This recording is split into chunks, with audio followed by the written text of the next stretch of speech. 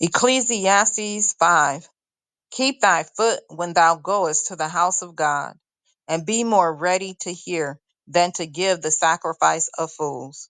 For they consider not that they do evil. Be not rash with thy mouth, and let not thine heart be hasty to utter anything before God. For God is in heaven, and thou upon earth. Therefore let thy words be few.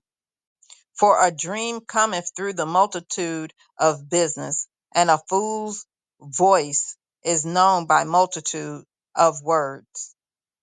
When thou vowest a vow unto God, defer not to pay it, for he hath no pleasure in fools. Pay that which thou hast vowed.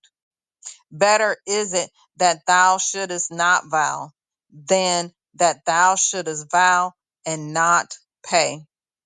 Suffer not thy mouth to cause thy flesh to sin.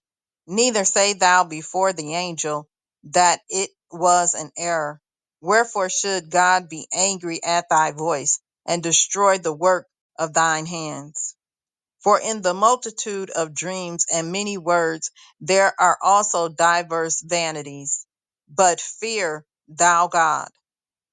If thou seest the oppression of the poor, and violent perverting of judgment, and justice in a province, marvel not at the matter. For he that is higher than the highest regardeth, and there be higher than they. Moreover, the profit of the earth is for all. The king himself is served by the field. He that loveth silver shall not be satisfied with silver, nor he that loveth abundance with increase. That is also vanity. When goods increase, they are increased that eat them. And what good is there to the owners thereof, saving the beholding of them with their eyes?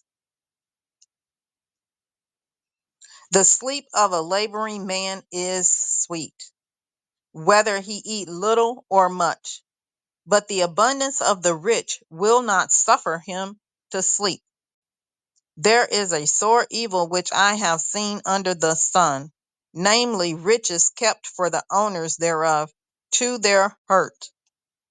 But those riches perish by evil travail, and the begetting a son, and there is nothing in his hand. As he came forth of his mother's womb, naked shall he return to go as he came, and shall take nothing of his labor, which he may carry away in his hand.